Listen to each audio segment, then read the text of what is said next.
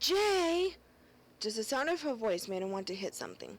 Lately, it seemed Wanda had only 3 ways of yapping: loud, bitchy, and irritating. When it came to pissing him off, Wanda was a multitasker. Jay! Get up here! It had been one grade A bitch of a day. Triple-digit temperatures and a dying air conditioner at the office left him moist, stewed, and raw. Receiving his first paycheck reflecting garnished wages for the ex was the cherry on the fucking sundae. He trudged up the stairs, cursing himself for trading jerking off to the Playboy channel for shacking up with the built harpy. Wanda was standing in the bedroom doorway. Jay had a few seconds to appreciate her finer aspects, mainly a sweet ass framed in black and white polka dot panties, and a perky set of titties that defied gravity just fine. If she could just keep her mouth... Jay! Get up here! Jesus, Wanda. Wanda whirled around in surprise, and he marveled at the effect she still had on him. Even when he wanted to kill her, he wanted to fuck her. Just kill it! What are you talking? She grabbed his hand and half pulled, half twirled him into the room, at the same time putting Jay between her and the bed. His foot caught on the door jamb, and he stumbled the rest of the way. Being the proud owner of a recent ex with a decent lawyer, Jay's bedroom, like the rest of his life, was sparsely furnished. There was the queen bed directly in front of him, flanked by 2 IKEA end tables, and that was it. Completely off balance, he had little choice but to let inertia carry him to the bed. He hit it, arms outstretched, the frame catching him just below the nutsack, thank Christ. Just before arms and head met goose down, he saw it, smack dab in the middle of the bed, a big, hairy, alien-looking spider. It had lots of brown hair, gray spots, and legs.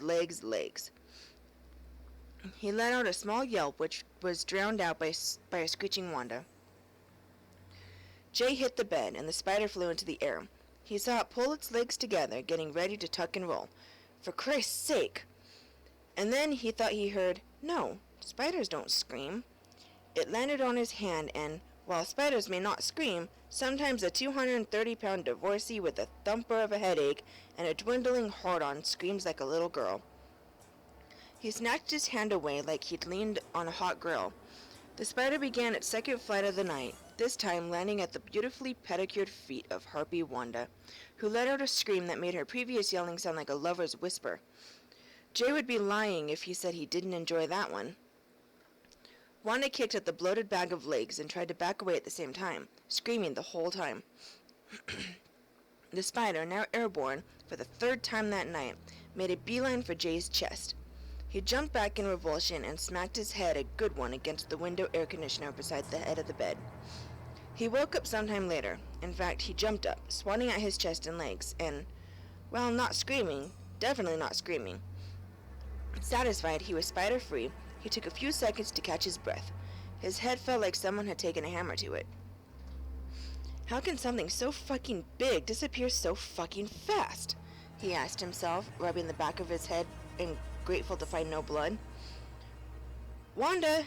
Jay called out. Where the fuck did she go? "Wanda!" He swatted instinctively at his arms again. Sure, he felt soft alien legs skittering across his skin.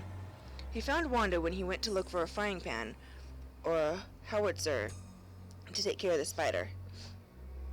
She was lying at the bottom of the stairs, her left leg twisted at a funky angle, eyes staring up at nothing.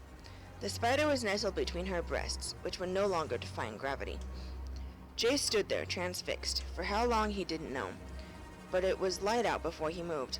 He slowly made his way down the stairs, his eyes never leaving the spider, and, he imagined, the spider's eyes never leaving him. To Jay, it looked like he had staked its claim and was willing to die defending it. He nearly pissed himself when he had to jump over Wanda's body, expecting the thing to leap at his crotch. He'd call 911 and tell them. Tell them what?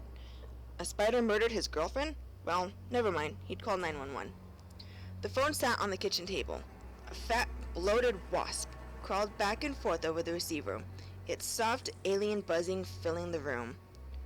Well, fuck.